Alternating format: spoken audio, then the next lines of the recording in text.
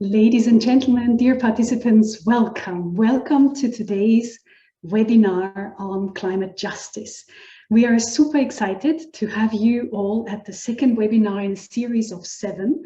We have stellar guests today, and yet 2 of them still have problems dialing in, but we are fortunate to have David Lammy already with us.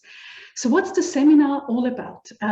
We are talking today about highlighting projects and programs that are actually working in matters of climate justice. We will explore climate movements.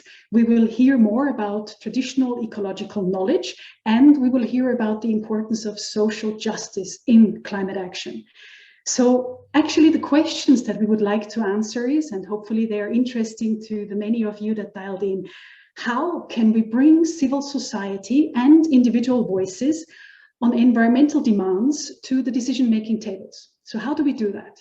Would be a first question. A second question would be, how can established institutions be more credible towards people that voice their climate concerns, and particularly have a people-centered and also intersectional approach to the questions at hand? And then what concrete actions can we take to include more voices in climate action and climate justice? So we are very fortunate to have David already with us, and allow me to introduce him first. Hopefully the other speakers will join us. And David, we are really thrilled to have you on board. David, as you have to know, David Lammy is an MP from Tottenham and the Shadow Secretary of State for Justice in England. David is the Labour Member of Parliament for Tottenham, England, where he was born and raised. And after being elected for the 7th time in December 2019, he was appointed Shadow Secretary of State for Justice. And as part of this role, Mr. Lammy built on his landmark review of the criminal justice system. So this review, you have to imagine, explored the treatment of and outcomes for Black and minority ethnic people in British courts and prisons, and included 35 wide-ranging policy recommendations for the government, but also for the criminal justice sectors. So David previously served under the Blair and the Brown Labour governments as Culture Minister and Higher Education Minister. And you have to imagine that his parents, way back in time, they arrived in the UK from Guyana as a part of the over 500,000 people who moved from the Caribbean to Britain in the 1970s, known as the Windrush generation. He is renowned for his role in securing justice for victims of the Windrush scandal, victims of the London's Grenfell Tower fire, and he has successfully campaigned for Oxford and Cambridge University to improve fair access for students from disadvantaged and minority backgrounds. It's not a surprise that he won the Gentleman Quarterlies and the Political Studies Association's Politician of the Year 2018. So he's spearheading the climate justice cause, definitely, and he's also spearheading the fight against Brexit, pushing for more equal access to universities and demanding the decolonization of education curriculums and international aid. David, it's an absolute privilege to introduce you. I would like to start by asking you, so how is your government actually implementing climate justice?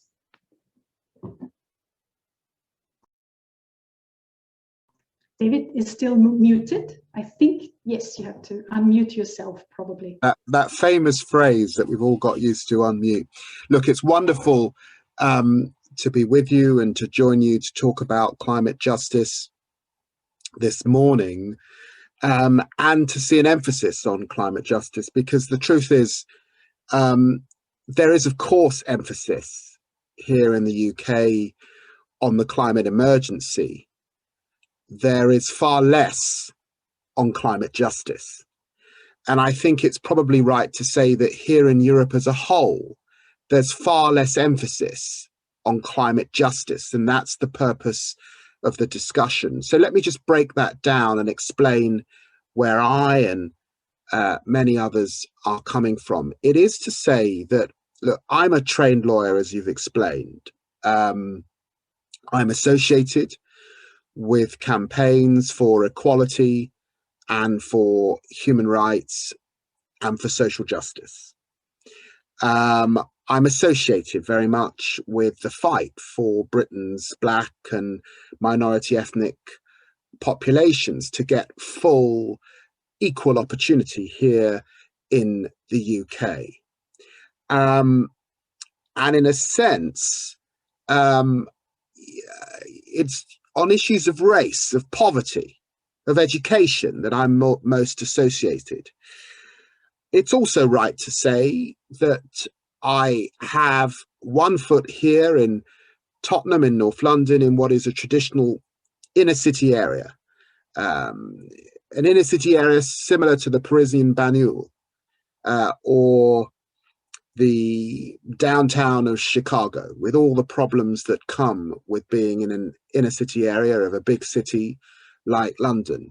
But as you've also said, my parents arrived in Britain. My father came in 1956 as part of the Windrush generation from the Caribbean, and they came specifically from the country of Guyana, which was part of the British Empire.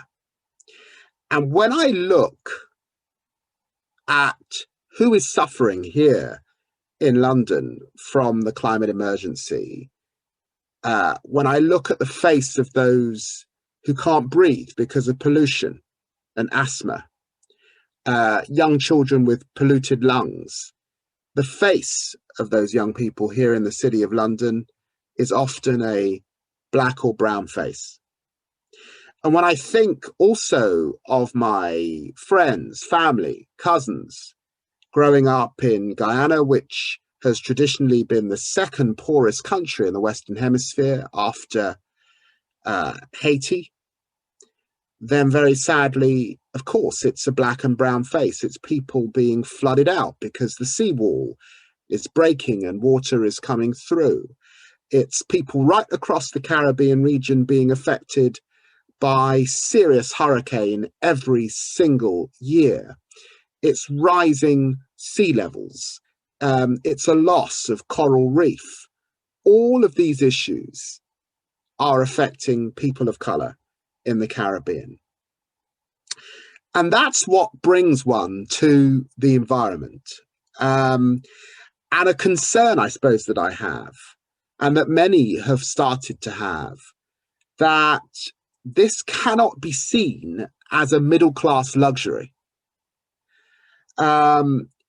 We often see that those in the climate movement are predominantly white, when so many whom are affected by it are people of colour. Now, my mother, who was raising 5 kids on her own as a single mother, she wouldn't have had time to stop and think about climate justice or the climate emergency.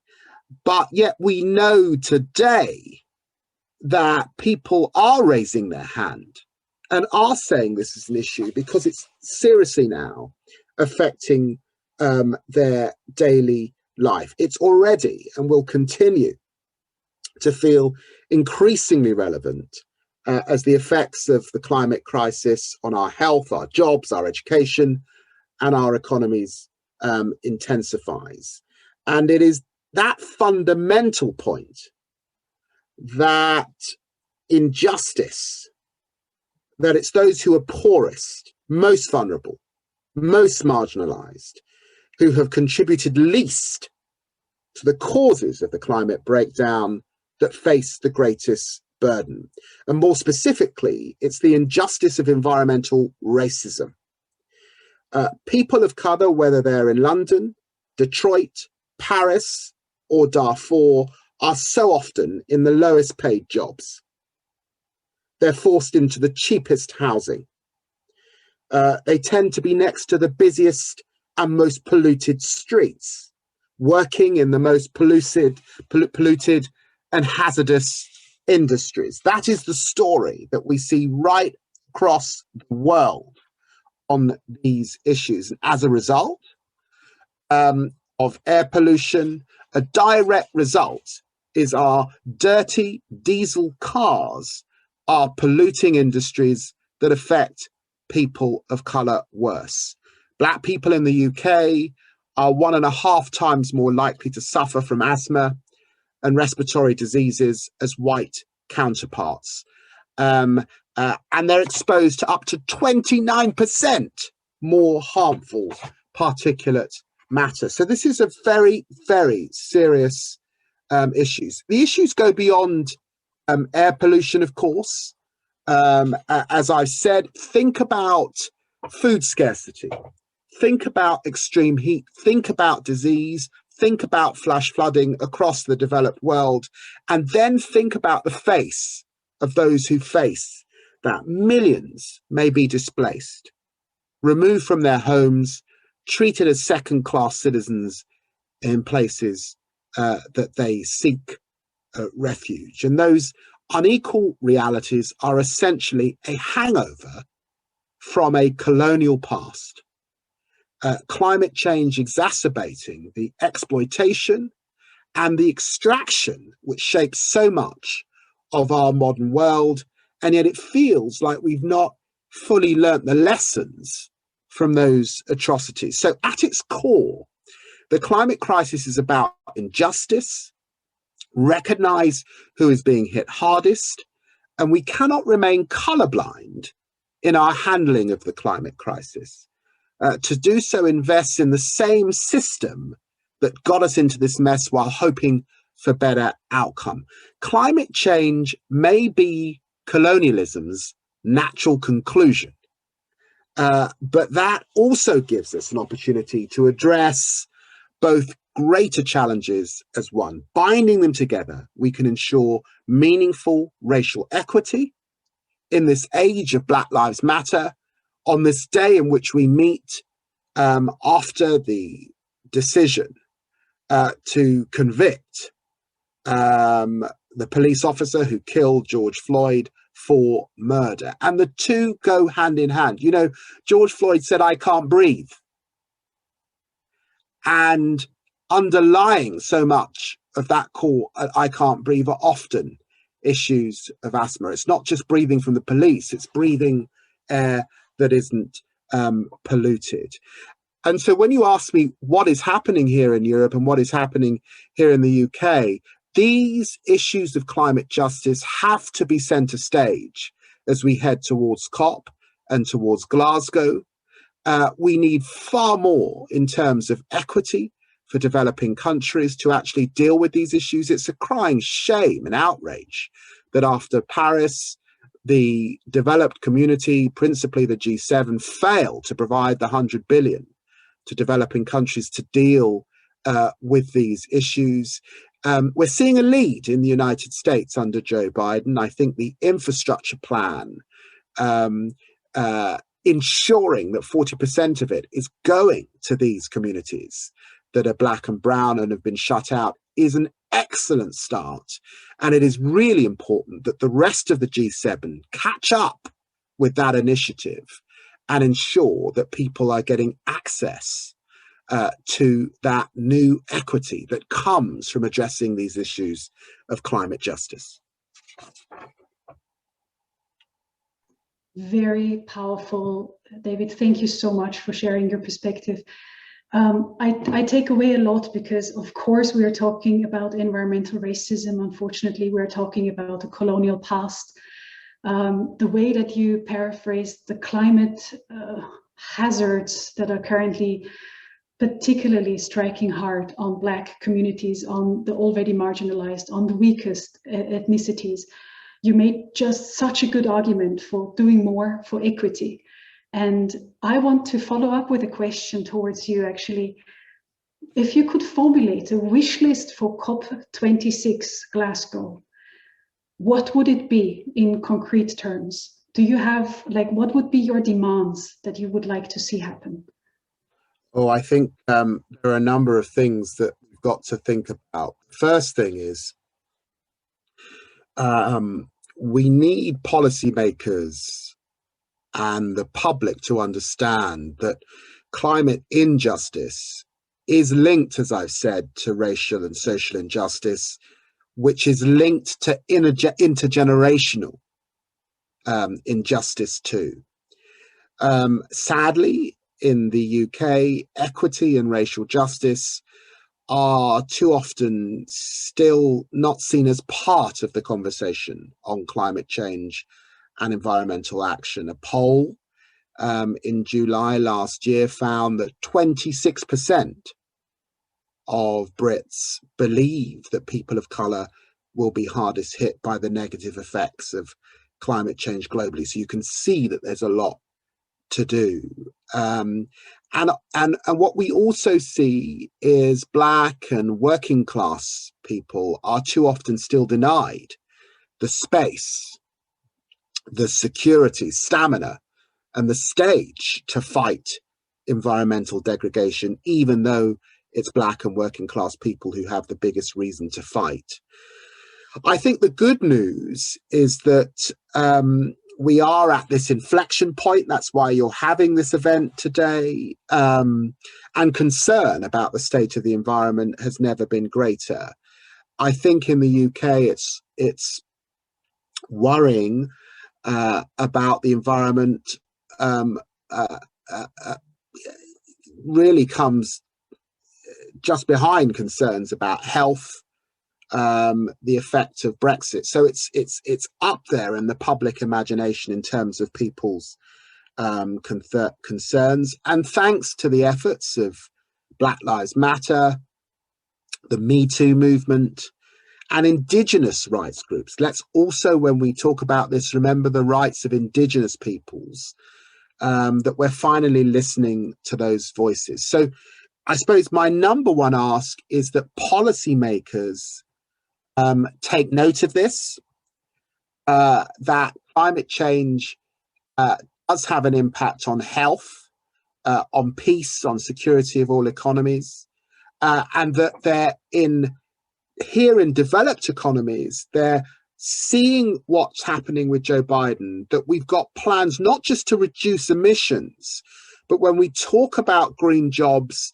ensure that equity is built in for those communities that are left behind, many of whom will be Black and brown communities here in Europe.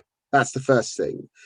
And then the second thing is to get serious about how you assist those still in developing countries with the finance to make the change, and how you back nature-based solutions in both those economies, I think, to move forward in a fundamental way. So it's less about convincing policymakers that injustices need to be part of climate action, but more about realizing that you cannot fix one without the other.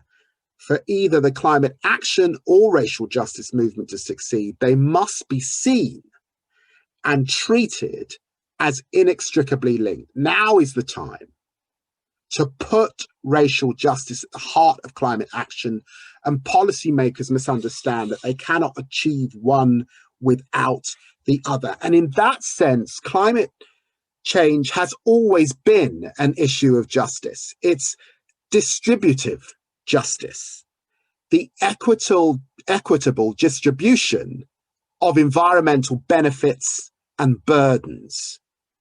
And it's about understanding those benefits and the burden. The world's richest countries have gained vast political and economic gain through the exploitation of natural resources. And those exploitation of natural resources have often been on the back of working class people here in Europe and settled economies like America and Canada, and definitely on the backs of poorer people in the developing world, who most often have been people of colour, who have suffered the worst consequences. So many economically rich countries still refuse to bear the responsibility for climate change. And that is what now needs to head. That is the number one issue. You cannot go on neither reducing carbon emissions sufficiently nor supporting lower income countries in the fight against the climate disasters that they have in front of them. Very well put, point well taken. So raising awareness is part of what surely needs to be done more, was one of the points. Inclusion, I mean, you raised so much that is hopefully seeing manifestation at COP26. not separating racial justice from climate justice. I find that obviously highly intriguing. You're right. We are right now at a time where Black Lives Matter, the whole trial, George Floyd, is shedding a light on these unbelievable inequalities that are existing. And I understand the claim benefits and burdens, like it should be with the major polluters, it should be with particularly the countries that have exploited in the past and are still exploiting. Now, both of us know that the 100 billion that are enshrined in the Paris Climate Agreement that should be generated annually, they're not coming through. So the countries are backing off, shying away to actually contribute. There is lots of development cooperation money, which is independent of that, but developing cooperation money lowered because of COVID times. So how do you see the overall theme of racial justice and climate justice being tied? How do you see that endangered by COVID? Like, how do you assess the factor of health now taking sort of the preeminence in the hearts and minds of the people? How do you see that making this debate even more difficult? Well, look, let's understand COVID. Let's step back and underneath the pandemic and recognize that what lies underneath the pandemic, very sadly, is major disturbance to nature and our environment. Let's take the country of my parents, Guyana. Guyana has 85% pristine rainforest, fortunately preserved.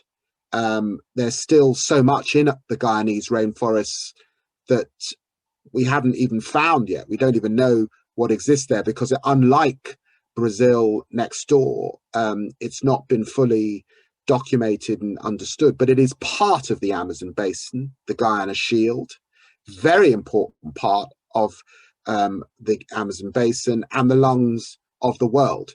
Now, are we to allow that 85% to be cut back and disturbed for development?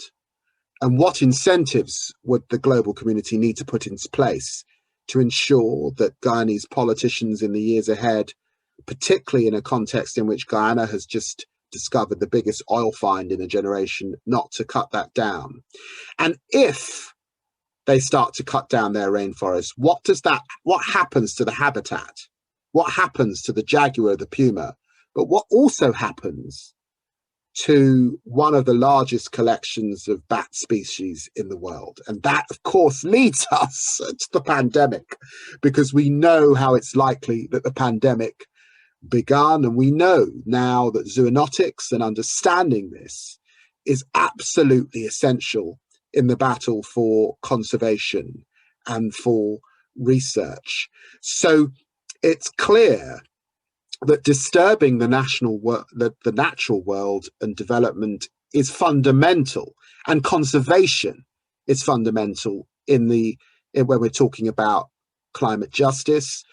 And when I say that, it's important. Let's pick two other countries. Let's pick Brazil, and let's pick the burning out of indigenous people from their natural habitat in Brazil. It's horrendous what is happening in that country. And let's pick the first climate emergency wars of Darfur and what has happened to the people of Darfur. All of this is a major, major health emergency.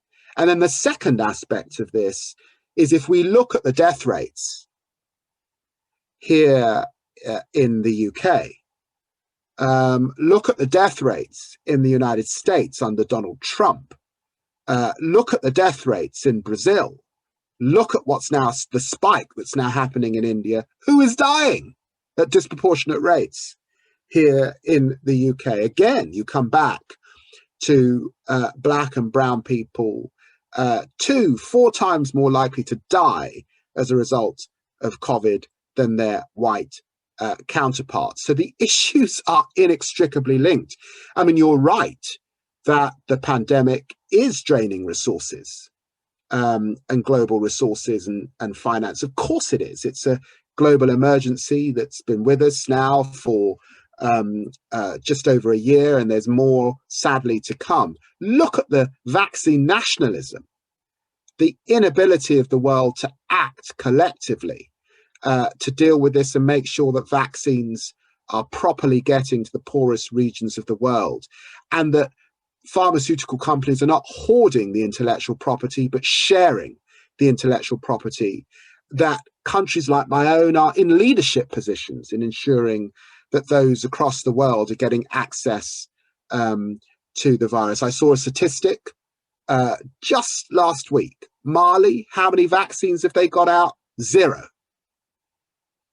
How are we to get out of this pandemic and to deal with the variations that are happening, the mutations that are happening, if we do not vaccine the population? So I suppose what I'm saying is the two are inextricably linked to the current issues of climate justice. They cannot be held apart. We wouldn't be in this pandemic were it not for the fact that the natural world was disturbed. So I come back to the points that I made about nature-based solutions, particularly if we're to support indigenous communities. Brilliant. David, thank you so much for your insights. I will come back, and I actually want to encourage the audience, use the Q&A function, because we want to get your feedback, your input to what is going on in the discussion, and we want to also pose your questions to David. And we are now joined by Kavita Naidu, which I'm happy to be able to introduce as our second speaker. I know you had a bit of difficulties connecting, but we are so much more happy to have you on board with us.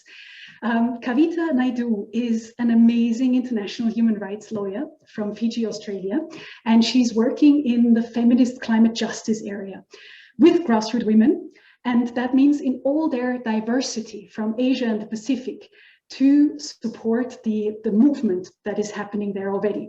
And you can imagine, for example, Kavita led training sessions to teach poor women from rural communities about issues such as climate change or gender oppression, and also neoliberalism. And since many of these women lack formal education, the workshops are or were conducted through games and storytelling. And I want to quote you, Kavita. You said at one point, you said, "I sit down with these women and draw the world. And I put all the oil rigs and hydro dams and the agribusiness, and then I show that all of these industries use fossil fuels to operate. And that heats up the planet, and that causes all of these natural disasters." So Kavita joined the Progressive International as a council member to work with activists from around the world to help shape the new Progressive International Order centered on all people's well-being. And currently Kavita is working as a consultant with the Edith Cowan University and Plan International Australia on feminist participatory action research for Pacific girls in a changing climate in Fiji and Kiribati.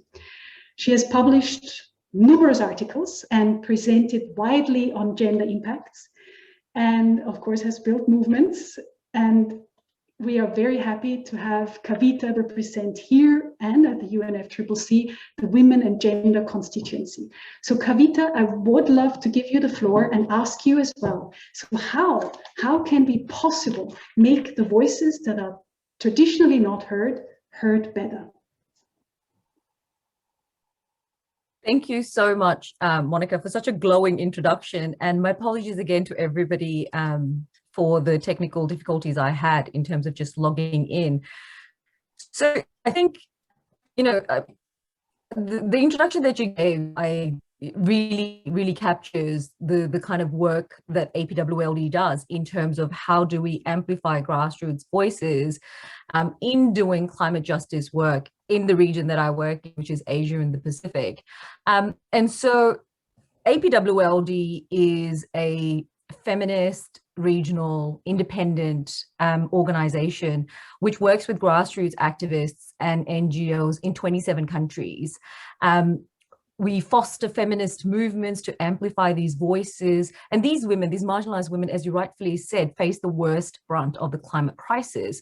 And the work that we do through FPAR, you know, it's really around participatory democracy of these women in local, national, regional, and international spaces, such as Beijing Plus 25, UNFCCC's COP, the SDGs, HLPF, including human rights mechanisms, and in the national, working with their local and national authorities, where women are so severely underrepresented, and therefore the gendered impacts of climate change is not really factored in when it comes to, climate change policies or finding just solutions or even adaptation plans and so forth.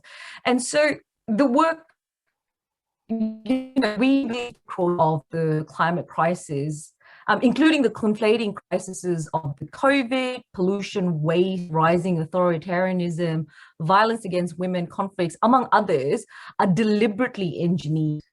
Patriarchal, colonial, and racist neoliberal economic system that weaponizes fundamentalisms and militarism to compound injustice.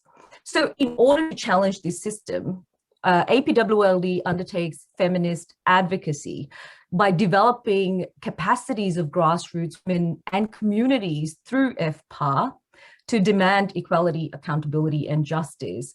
We produce and disseminate feminist analysis, knowledge, tools, and resources on climate justice, feminist fossil fuel-free future, just and equitable transition. And there's an upcoming resource tool on climate finance, how grassroots communities can understand this, rather convoluted process of accessing climate funds. Again, to support and build the resilience of these communities locally. APWLD further supports climate justice campaigns by youth movements and partners with global allies on issues such as corporate capture, banning fossil fuels, demanding accountability for the unlawful persecution, and more recently, the increasing murders of environment defenders, raising awareness on just climate solutions, and other areas such as climate displacement, loss and damage, global right to a healthy environment. So APWLD really sits as a regional focal point in a number of international movements, including the Human Rights and Climate Change Working Group, Demand Climate Justice, ESCRnet, Women and Gender Constituency, and the Green Climate Fund CSO Working Group. And in all of these spaces, the women that we work with in these communities are the ones that we, ensure are in these spaces, really sharing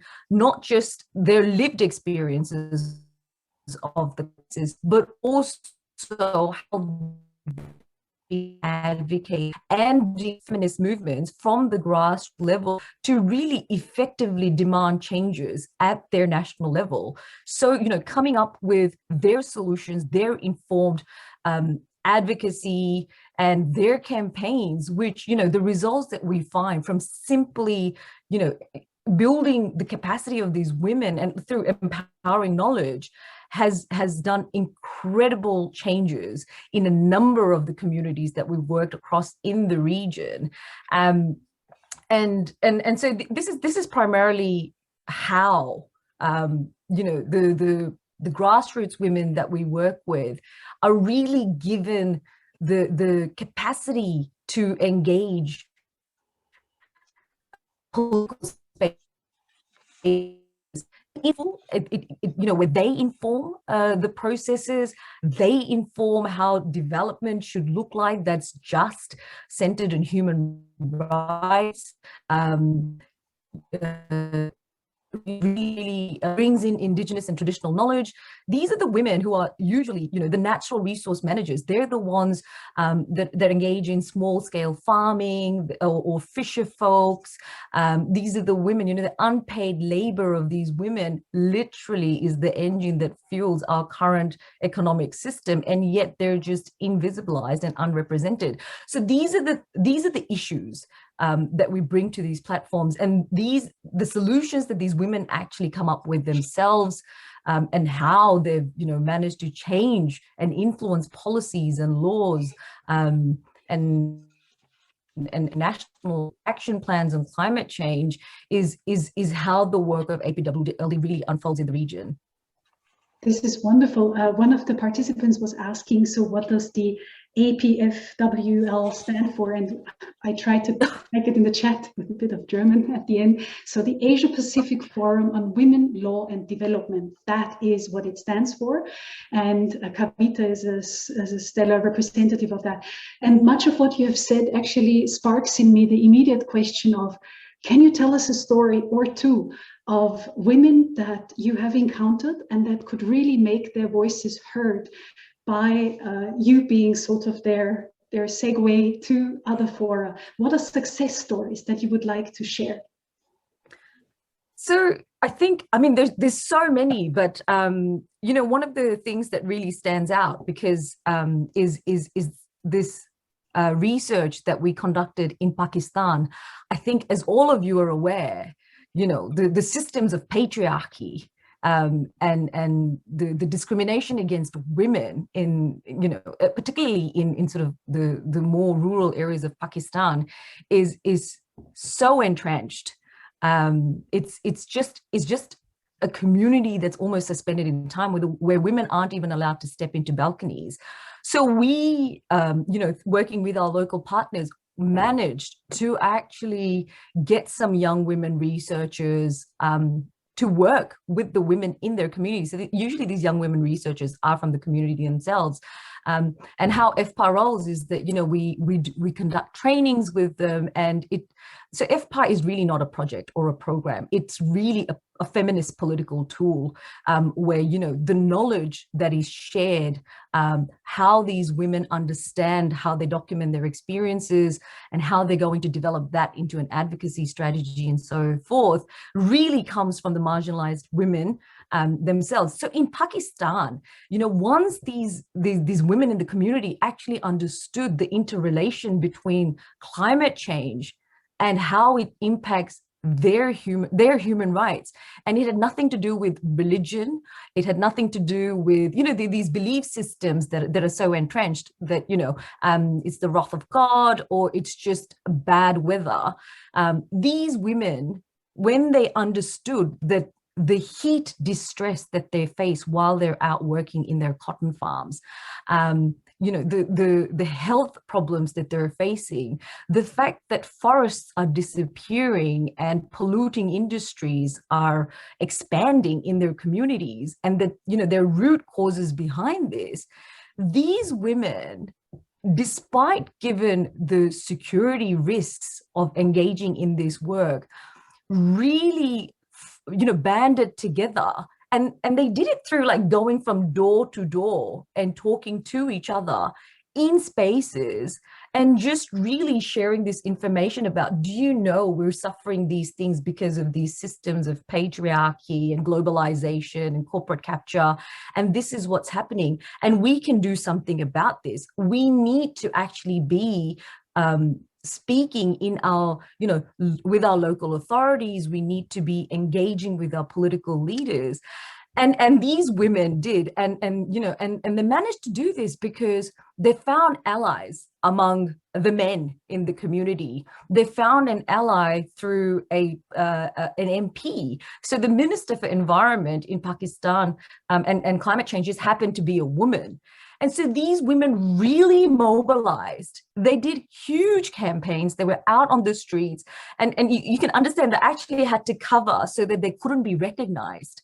And then the political leaders they were meeting, they had to do it in secrecy. And yet through these challenges, not only did these women manage to have certain sections of their natural forests conserved, but they're also now holding their landlords and some of the polluting industries accountable for the damages that they've suffered by result of, you know, the activities of, you know, the whole capitalist takeover and making profits. They are demanding equal access to health clinics. They're demanding better working conditions. And so this is one of the best stories we've had. And these women, you know, we asked them the same thing. How did you make it happen in place like Pakistan? And they're like, you know, and this is what they showed me. They were just like, you know, if there's just one of us, we couldn't do anything, but we joined together and formed a fist. And together we managed to effect the changes. And now this is ongoing. They're recognized in the country as some of the foremost feminist leaders now working in climate justice. Women who've never been to school, who never held a pen, once they were informed, and through those, you know, the ways in which we build their capacity, which is not necessarily through PowerPoint presentations or lectures, but really drawing and helping them understand. For them to come up with their advocacy strategies, they use creative expression, they use dance, drama, music, poetry, whatever means they can to really amplify this message, and get the communities to really work together to demand the changes that they need to improve their human rights situation in the country. So that's probably one of the best ones I can remember. Very cool. I have goosebumps. Fact is that what you're describing is a grassroots movement that actually comes about because of peer-to-peer exchange, training of those that are not, or even education, or let's say experience exchange, because education often has this formalistic kind of mindset to it, and it's often in the informal that lots can be done with artistic expression, etc. Now I have to intersect here, because currently the Ban Ki-moon Center is working with major institutions worldwide, including UNESCO and SDSN, to include exactly these elements in formal and informal education. In Berlin, we will have a conference mid-May on so-called ESD, Education for Sustainable Development, and also GCED, Global Citizenship Education, which is exactly the mindset of we need people to have an intrinsic knowledge of what's locally applicable, what can locally do the trick, what can be my action contribution to the overall agenda, and how can I make my voice heard? And we need that in all curricula worldwide, we believe. We need that in informal and formal education for women, of course, for youngsters, of course, for men, for everyone, literally all of them in the whole lifespan. But of course, this leads me to my next question, because with us today is an MP, so someone who you flagged, Kavita, as a segue for communities to find their voice heard, politically represented. And with David Lammy, we also have a former Minister of Higher Education with us. So David, what is your take on the importance of including climate justice into the educational sector, and what has been done, let's say, under your tenure, or what would you wish to see further? Well, it's an excellent question. I think the important thing here, and this is a fundamental shift, isn't it, that we've got a generation of young people, millennials, generation YZ, who are not willing to accept things that their parents and grandparents, baby boomers, were willing to accept. They are really challenging on issues of discrimination and Black Lives Matter. White and black kids all get this stuff. They're not willing to accept some of the discrimination that still exists around gender, around sexuality, income, religion. And they understand that climate change is not a hoax, that this earth isn't fungible, can't be replaced by another, and that harm, oppression, and discrimination of one human being is the plight of all human beings.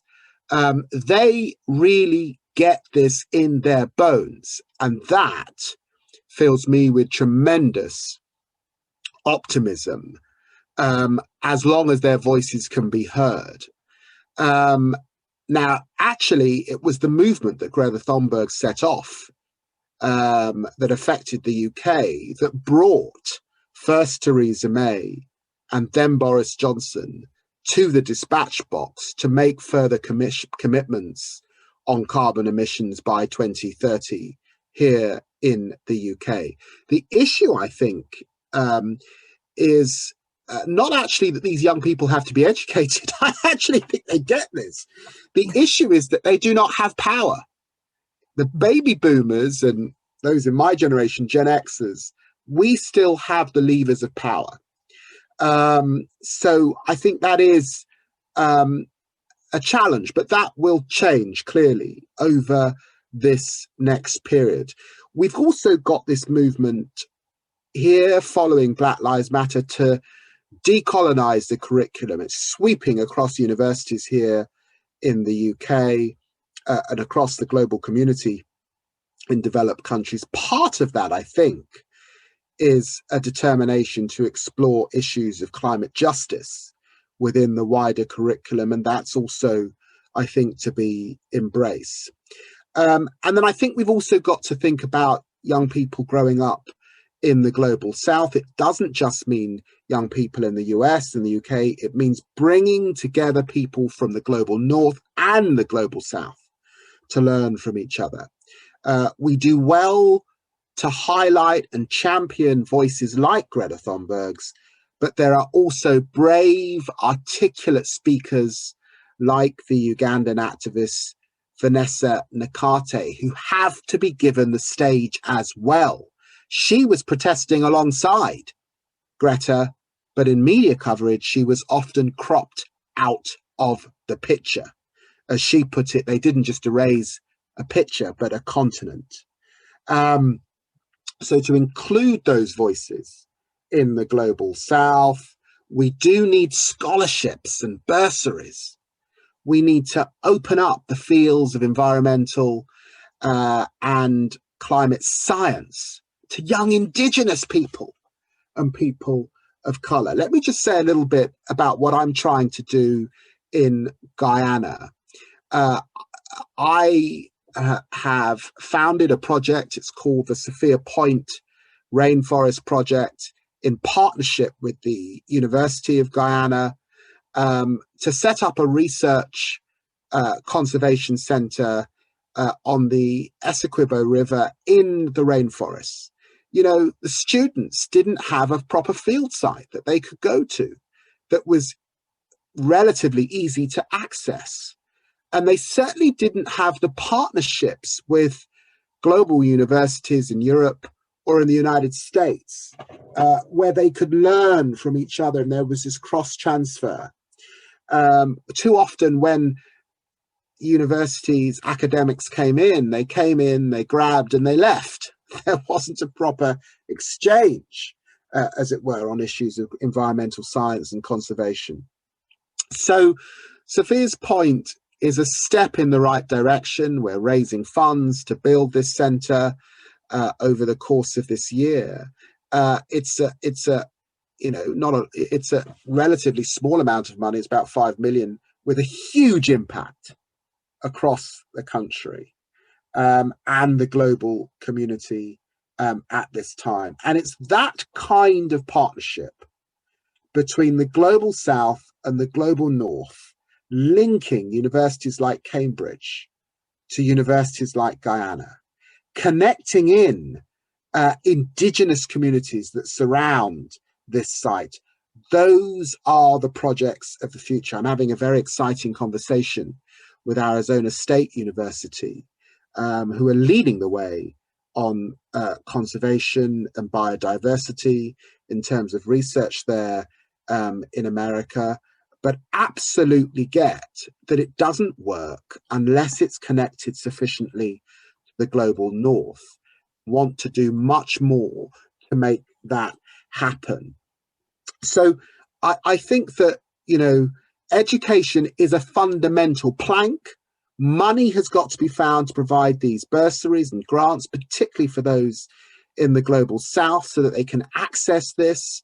And I think we need to understand that we've got a younger generation of people who get this, but haven't yet got the power. And we've got to lever them into the roles, and we've got to widen the faces and ensure that the global south is sitting around the table. Now, you have given me the platform, David, without knowing that I can again put an ad down for the Ban Ki-moon Center. So for all of you who are interested, we do host scholarships, we do host fellowships, we do host mentorship programs for you out there, and particularly from the Global South. We have a scholarship program for African young scholars up and running right now. Apply, and it's really cool training. It's really cool exposure to, because training is always a twofold thing. We learn from you, you learn from us, but it's exposure to high-level people. And we also are happy that we are partnering up with the Global Center on Adaptation, which is the entity right now. You know, in the climate debate, you have the mitigation prone people, you have the adaptation prone people, and the Global Center on Adaptation is trying to raise the level of adapting to the already occurring climate hazards. And we will host with them an executive training for young women leaders in adaptation. Because again, in adaptation, many male voices are out there, but we need more women. But I have spoken enough. Kavita, I saw you nodding and reacting to a lot what David had actually said. So I want to pass back the floor to you to tell us about your insights on what David has said, or any other comment that you would like to make. Look, it's really encouraging, you know, when you hear about these partnerships and how successful they can be. And David raises like a really good point in terms of how do we enable this to occur more widely and more frequently, because there is so much great work that's actually being done by the youth, by the women, across, you know, the global South. And yet, you know, I mean, just in terms of, you know, climate solutions, they simply do not have the access to be able to then share their success stories and what works in the communities where it's most needed. And this includes international political spaces that we know has been captured by corporates and elites, and they are pushing their, you know, climate solutions, which are basically techno fixes that's replicating this capitalist system, and it's going to involve more extraction, consumption, production, and so forth. So this is, and you know, the point David raises in terms about education, like how important is education? But, you know, my generation, we've basically been educated in a system that ensured that by the time we're ejected from our education system, that we're another cog in that capitalist economic model, because that's all that we were trained to be. And now we live in a world where we have to question even our education system and really what's being taught. In our part of the world, we taught whitewashed history. We're not even told our own history.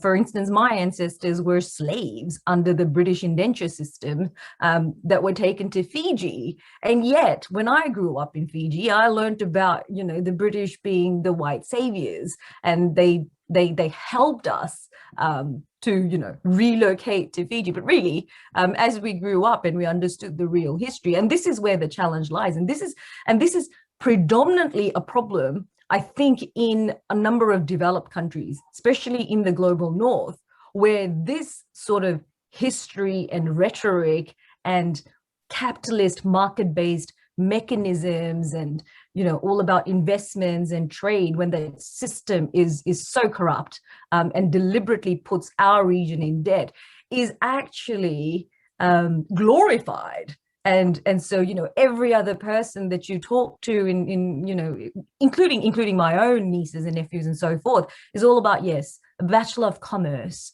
or you know, anything that involves making more money, because that is really what the education system is really coming down to in a number of countries around the world. Because again, it comes from a patriarchal colonial system, the Western mode of education, and it really removes indigenous knowledge, traditional knowledge, you know, how women have played such an important role throughout history to make changes, and they're doing the same now. Which is why you can also see within the youth climate movement, a number of the youths are rejecting education altogether, because they do not see education as serving the purpose of what's needed in the world right now. And so this is why it's very important for those of us working in these sectors to reform, the education system in a way that makes sense and is practical for the needs of our societies now. Otherwise, we're simply replicating and, you know, just having generations of graduates going right back into that system that's forming the root causes of the multiple crises we're facing. Very well put. Yes, it needs a major reform in education. We are trying to paraphrase it and get many partners on board for a so-called transformative education agenda. Some of it is enshrined, I'd say, in the SDGs. We haven't spoken about the SDGs yet a lot, but of course the Sustainable Development Goals have goal number 4 on quality education. And it's key to probably a lot, but with the right understanding of education, as David and Kavita pointed out, it's not the like frontal kind of indoctrination of age-old systems that have proven to not work and that are unequal and wrong. But it's a different form of education, of working together towards a common goal, collaboratively, with lots of transparency, communication, breaking old system, breaking old pattern. So I think we are now almost at the full hour, which means that we have some minutes left to engage the audience more. I want to encourage all of the participants that you are out there, do put your questions down. We have received some, and Jessie, I would like to ask one of my dear colleagues to tune in and actually moderate the several questions that have already come in our question and answer box. Jessie, over to you. Yes, thank you so much. We have approximately 25 minutes now for the Q&A. Thank you so much to the panelists. You've touched on so many different points that actually make up the whole topic of climate justice, which is a pretty complex one. So the first question is addressed to David Lammy. In what way should we include nature into our worlds, and in particular the global north lifestyle, to avoid more pandemics in the future? And how should our relationship with nature be shaped? Well, look, let me introduce the subject on this point that is new and emerging, which is a fundamental part, I think, if we're going to be serious about nature. And that is to say that whilst we meet, we have leaders of countries like Brazil that very sadly are allowing widespread destruction of our natural environment. And sometimes it's deliberate act. We saw, in fact, I think in the wild forest fires in Australia, that some of those fires had been set by deliberate act. And so it's hugely important, if we're serious about nature, to make sure that the law is in the correct place. And I think if we are serious about protecting the most climate vulnerable and acting on injustice, then we will need to strengthen international laws. And that means that we need a law of ecocide.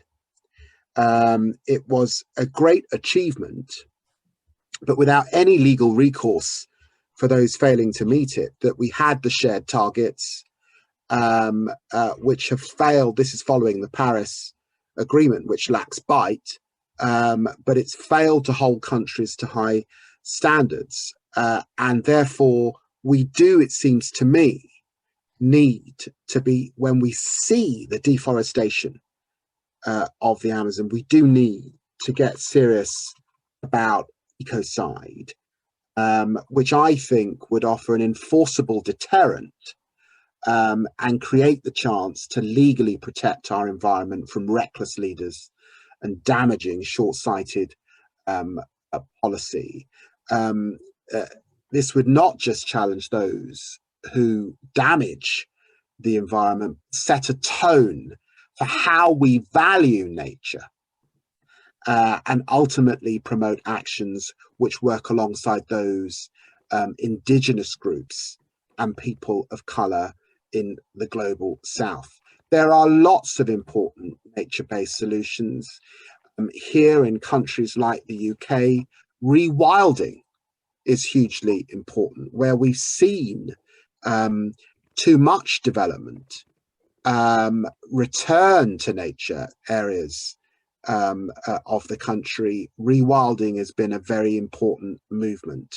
It's also important, I think, in constituencies like mine here in London, that we are ensuring, and this comes back to climate justice, that we ensure that Black and brown people, who, as I said, have often live in the most polluted areas, often do the most polluted jobs, that we allow those communities access to nature, that we look again at where our parks are based, look again at how we are preserving outdoor space for young people to play and be engaged in adventure in, and that we're not just creating entirely urban concrete communities. We have to allow young people growing up in downtown parts of the developed world must have access to nature. And we all need to continue the battle to conserve nature appropriately. We're still facing species extinction across much of the world. There are still challenges with how we are preserving and conserving. So, I mean, I think there's quite a lot to do in relation to those nature-based solutions. Thank you, David. Kavita, would you like to add anything to this? Look, just a simple one in terms of nature-based solution. It's also important for us to note that a number of corporations and industries have co-opted nature-based solutions by promoting their solutions, which is really not about conserving and protecting and rewilding and so forth. It actually, as I mentioned earlier, is more extraction and more deforestation. So even Red R programs and things like that really needs to be held accountable, because with nature-based solutions being co-opted, what it actually does, it then starts evicting indigenous populations out from forests and so forth in the name of conservation. And that's not necessarily a just climate solution, because indigenous communities are the last ones at the frontiers of protecting the last remaining forests around the world.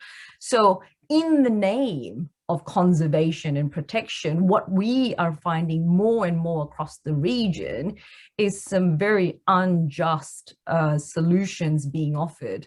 Again, these are governments colluding with corporations for, in Thailand, there was a case where a number of indigenous farmers were persecuted under the name of, Thailand's protection of its forests, but then they gave sections of those forests to a mining company instead. So this is where I think civil society plays a very important role in holding the governments and the corporations accountable and demanding accountability and redress. So nature-based solutions are also being greenwashed quite heavily. And that is a concern for those of us, working in the civil society sector. Just to come back in there, I think absolutely right that we do need to seriously reflect on the type of solutions that are being proposed, and who's presenting them and what they stand to gain. Sometimes, we know that hundreds of millions of dollars are being spent on expensive, often unproven and experimental efforts to capture carbon and store it. Yet nature, whether it's the oceans, rainforests, peatlands, represent the existing way in which, and the reliable way in which to capture carbon. And it's those efforts that I think we've got to support alongside additional social, cultural and economic benefits. So we've got to sometimes question the motives slightly if we're serious about nature-based solution and conservation efforts. Thank you. And Rosalind Cook mentioned this law against ecocide that you just touched upon, and would like to ask how to best bring it onto the agenda of the COP26.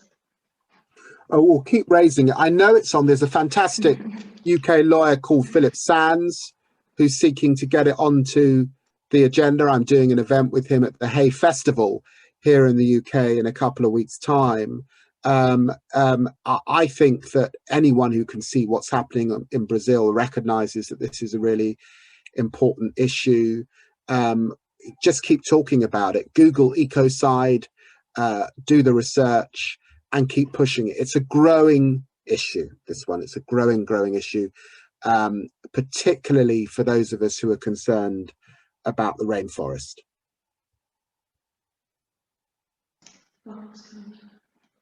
Thank you very much, David. I see we have a question by one of our board members, Marcia Balisciano, and maybe we can just turn on her video and she can maybe say hi and ask her question to the panelists. Hi, Marcia. Hi, thank you very much for the opportunity to ask a question, and this is absolutely fascinating discussion. And I just will paraphrase my question. It's really about how intersectionality means economic well-being for everyone, but we have coal still too big a part of the energy mix. And when you look at what's forecast, or even in the UK, where I'm based, there's a big push now, the government has said this week, in anticipation of the meeting that will be taking place under the auspices of the White House with Joe Biden later this week, that they'll be accelerating things like electric vehicles, but yet coal is still a part of the mix here. And when you look at the situation in China, again, the Chinese are investing very heavily in renewables, but it's anticipated that coal output in China for production purposes will reach a new global high in the next couple of years. So how do we wean ourselves off of this but still make sure that we can provide economic justice for all the peoples?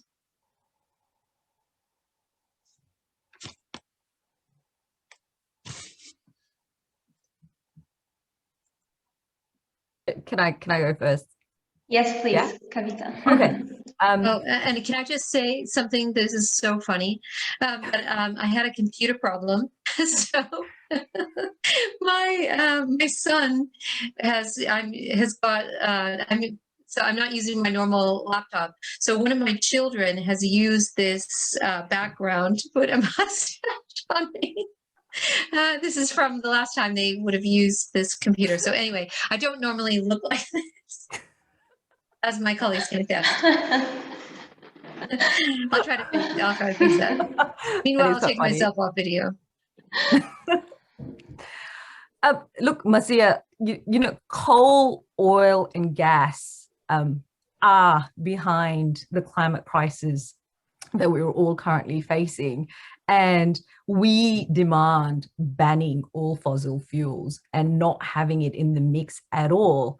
And that has been the large part of campaigns and advocacy across the world for a number of years. And yet we know the power, the wealth that is actually held by the big polluters of this world. And as I said, they are colluding directly with the very institutions that are supposed to protect and reform and change to improve the human rights conditions of everyone. It's really not working. The system is broken. We all know that we need to stop relying on coal and oil and gas, and we already know that we should be divesting. And if we're committing to decarbonizing our communities and our societies, it means that we do invest genuinely into just climate solutions, which means renewables. And so, like you talked about electric cars being built in US and so forth.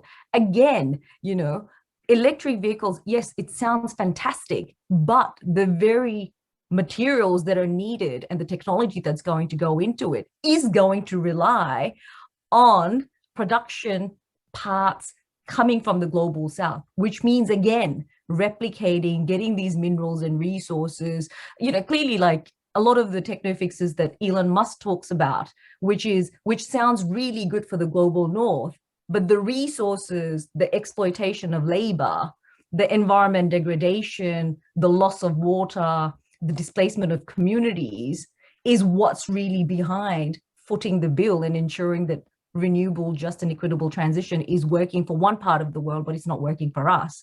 And so there is a huge momentum behind a global Green New Deal. We have Green New Deals coming out of the US, we've got it coming out of Europe, we've got it coming out of the UK, and we're all really analyzing how this Green New Deal and a global Green New Deal is going to work in terms of providing solutions that work for everyone across the world. So it has to be one that's decolonial. It has to be feminist. It has to center human rights. It has to protect indigenous sovereignty. And when you have systems, and you can see the Global Green New Deal, that's actually a very large report produced by UNCTAD.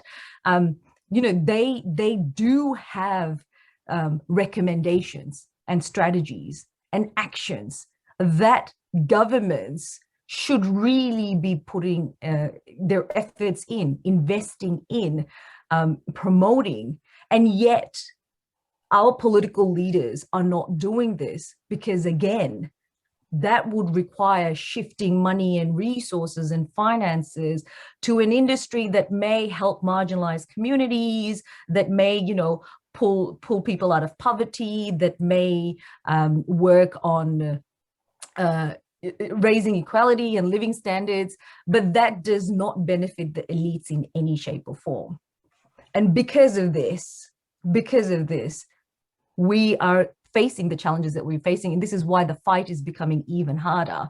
I mean, you look at this capitalism that's corrupting everything. There is right now, there's vaccine apartheid and there is COVID capitalism.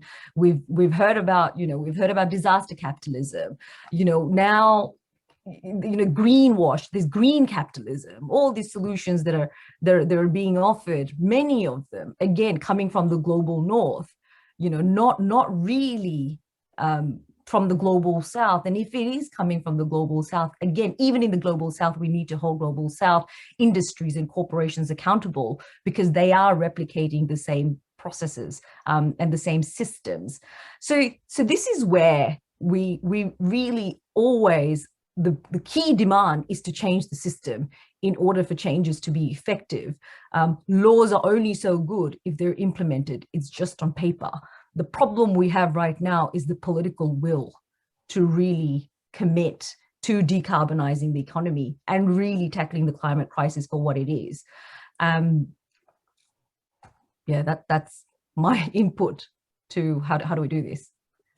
I think there's very little that I can add to that, except to say that, look, Trump tried to revitalize the coal industry in the United States, and it proved a spectacular failure.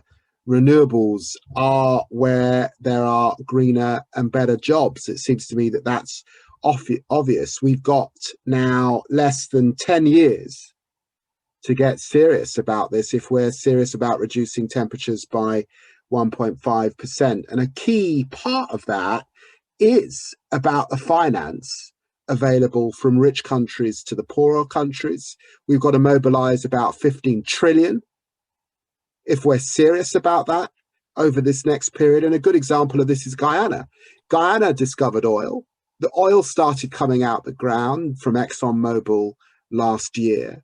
A country like Guyana, it was very hard for them to turn their back on this fossil fuel without the finance and the global support to do that, when they look and see that that has been the way that the developed countries have got rich and been developed. And we all know that the oil curse to countries like Guyana, with economies like Guyana in the medium to long term, can be devastating.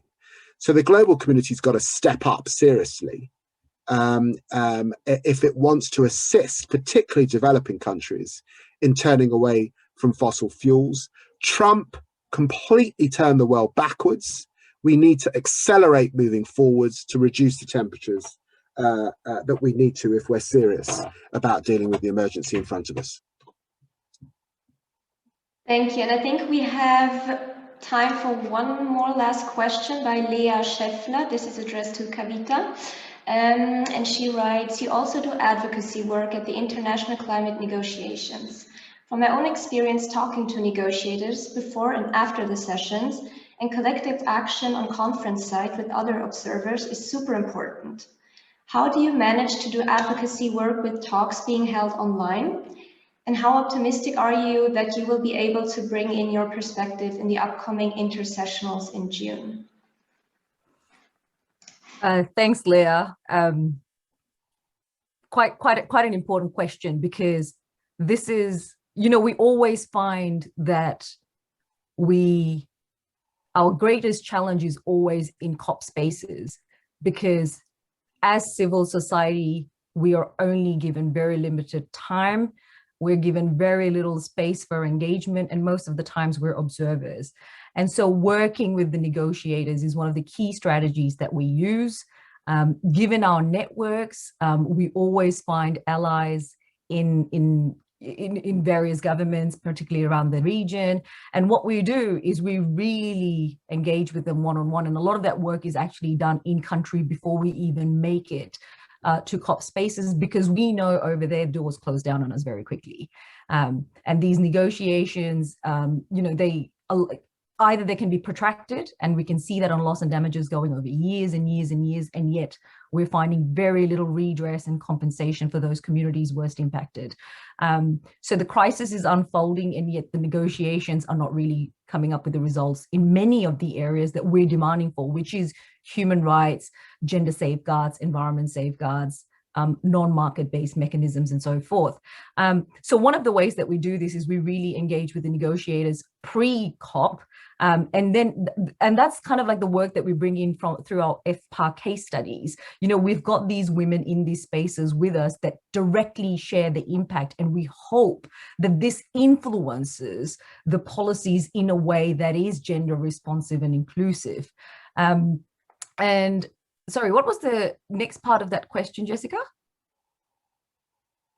How optimistic are you that you will be able to bring in your perspective in the upcoming intersessionals in June? Right. Oh, right. The question was around how do we do advocacy in a confined digital space? Exactly. And look, it is extremely challenging. We cannot access grassroots communities because they don't have a computer. They don't have internet. A lot of our work was done with local partners who we, provided the resources for to engage with us through our training workshops, and where we would actually travel to the countries themselves to help support the communities in terms of really unfolding this research as a form of political activism. All of that has been taken away from us. We are trying our best to work with the local partners we have on the ground so that we can do the work that we're doing on the ground, but through the internet. So that means that we really need to find grassroots women who do have some form of education, who are able to, log into the Zoom and kind of understand. The good thing about the young women researchers are most of them are quite savvy using technology. So that really helps. But in terms of, organizing, the thing that really affects change is being out on the streets, meeting face to face, whether it'll be political leaders and other authorities. These things have literally now, it's a completely different world. And I think we're all struggling to find ways of continuing and strengthening our advocacy. But it really, and I think about this quite a lot because, I shouldn't be the one sitting here and talking about FPI. It should be these women who've actually done the work and continue to do the work. And yet the excess, and this just shows you, the difference in privilege and how, we aren't getting these voices meaningfully engaging in the spaces that they really need to. So we have to really think, and not just that, this how we organize in civic space right now.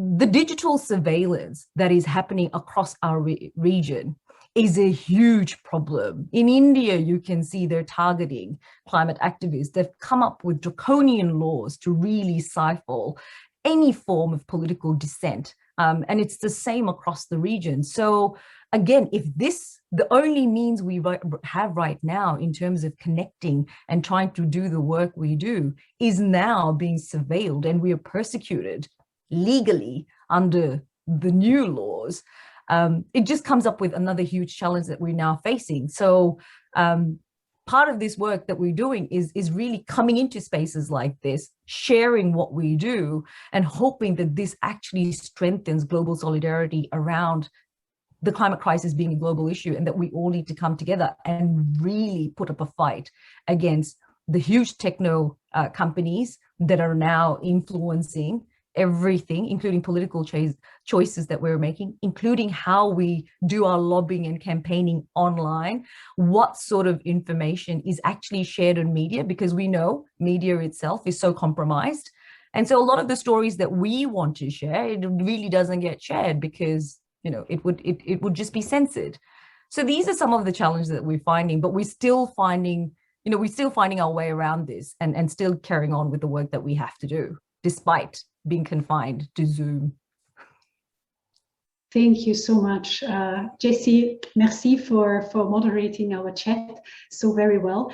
I do, before we end this at an early point, I have a couple of remarks still to make. First is, of course, I want to thank the speakers. I want to thank MP David Lammy. I want to thank you, Kavita Naidu, for your amazing insights, and want to give you one last task before you actually tune off. I want you to give me the headline, the one thing that our audience should walk away with. Like, what's the one sentence, the one message that everyone should take away if they tell their grandmother about this event? That's the first. Second is that I want to, while you're thinking about this, I want to thank our partners from the Center for Feminist Foreign Policy, because without them, this wouldn't have come into being. We also want to thank a donor to the event, RELEX. And Marcia, thanks for being here as well and joining our discussions. I have to hint all of the participants to the RELEX. I want to hint, I don't have to, I want to hint you to the RELEX Resource Center. So whenever you want to find information on the SDGs, like top-notch information, what has just come out, basically, check out the RELEX SDG Resource Center. It has a fantastic, not only archive, but ongoing, updated SDG information booth, basically, that you can visit at any time. And I hope, JC, you can still put that into our chat so that people can link up to it easily. So having said this, of course, I also need to thank the team of the Ban Ki-moon Center that has been working behind the scenes of making that happen, particularly JC. And I do want to put back to you, dear David Lammy and dear Kavita Naidu, what's your one headline? What do you want the audience to leave with? David, over to you. Well, one headline, but there are many, is that in this year of Black Lives Matter, and as we head to COP, that racial justice is climate justice. The two are interlinked. And against that backdrop, we need to remember that 25% of the global population is white. We have then to ask why it is that 80% of the top jobs in leadership positions in environmental organizations are occupied by white people. If we are serious about equity, then we need to see more people like Kavita across these organizations. It's as simple as that. I'll leave you with that. Wonderful. Over to you, Kavita. Well, I don't know about me, but I certainly agree with what David has said. And again, you know, a colonial, patriarchal, racist system, including in our own spaces where we're doing climate change and environment work. A lot of the movements are being led by elite white feminists as well in you know, sort of the feminist climate justice work that I'm doing. But coming back to my own head, for me, look, I don't think we need to be lawyers and activists and scientists and policy makers in order to really do what we each can. There is so much within our power, whether it's making informed choices, whether it's through creative expressions, whether it's actually joining your local movements, locally owned, movements, campaigns, your local councils. There is so much that each one of us can do in our very own capacity to really challenge this system and try and change it by making informed choices ourselves. I've kind of given up on, you know, even trying to change the mindset of many of the older generation. But I think for us, there's a lot of hope. Wonderful. Kavita, I will remember you for this one. And I will hopefully one day meet you in person and greet you with that, I'm sure. knowing exactly what it means. Thanks so much to all of you. The next webinar will happen on the 5th of May at 5 o'clock, and we hope that many of you will tune in again. It will be on feminist foreign policy and climate justice. So hope to see many of you again. Kavita, thanks. Have a wonderful day. Thank you. Thank you so much. Goodbye.